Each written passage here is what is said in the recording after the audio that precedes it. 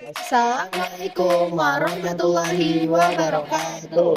Perkenalkan, kami dari kelompok 5 ingin mempresentasikan hasil pengamatan kami dengan judul Studi Mikroskopis untuk mengenali perbedaan sel tumbuhan dan juga sel hewan. Perkenalkan, nama saya Fisya Najwa Nindya. Perkenalkan, saya Mufidah Safira. Perkenalkan, nama saya Fris Abdiel. Baik, selanjutnya ada pemaparan hasil jurnal dari kami. Oke, jadi di sini saya akan menjelaskan landasan teori yang kami ambil. Jadi, pengamatan sel menggunakan mikroskop dilakukan untuk mengenali struktur dasar penyusun makhluk hidup, yaitu sel. Dalam praktikum ini, objek yang diamati adalah sel epidermis dari tumbuhan, yaitu bawang merah, dan sel epitel pipi dari air liur manusia atau hewan. Jadi, sel epidermis bawang merah mudah diamati karena memiliki ukuran besar, tersusun rapi, dan mengandung pigmen antosianin yang memberikan warna ungu. Struktur yang dapat dilihat antara lain dinding sel, inti sel, sitoplasma, dan juga vakuola. Sementara itu, sel epitel dari air liur manusia berbentuk pipi, tidak memiliki dinding sel, dan biasanya diwarnai dengan larutan metilen biru agar inti sel lebih terlihat.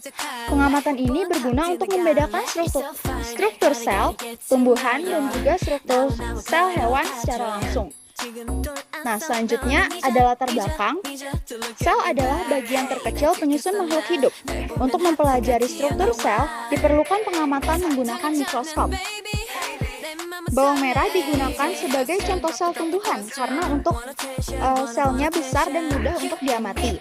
Sementara air liur manusia mengandung sel epitel sebagai contoh sel hewan. Melalui praktikum ini, kita dapat membandingkan bentuk struktur sel tumbuhan dan juga struktur sel hewan secara langsung.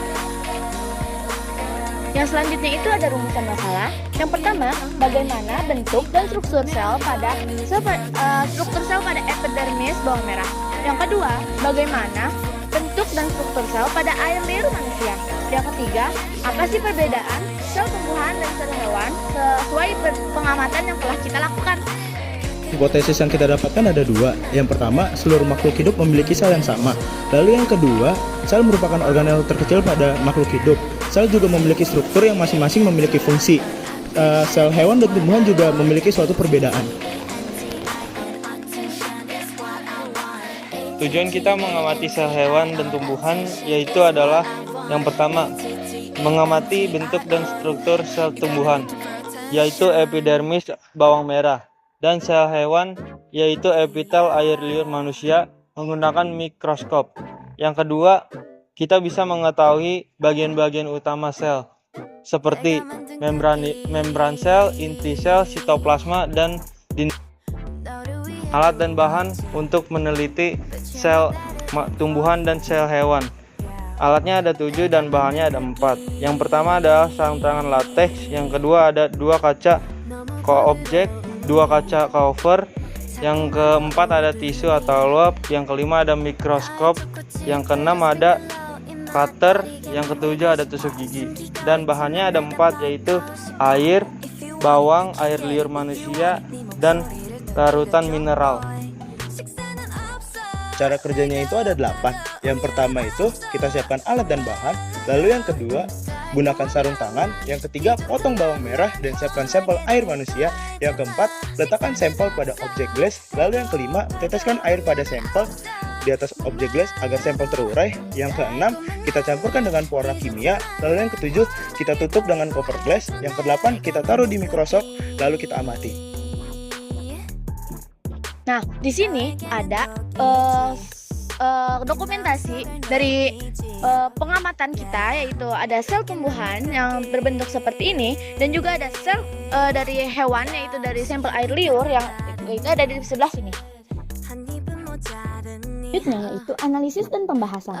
Jadi setelah kita melakukan pengamatan dengan mikroskop, kita dapat menganalisis bahwa sel tumbuhan dan sel hewan itu memiliki perbedaan. Di antaranya, sel tumbuhan itu memiliki bentuk yang teratur dan juga memiliki dinding sel, sedangkan sel hewan itu tidak beratur bentuknya dan juga tidak memiliki dinding sel. Selanjutnya ada kesimpulan.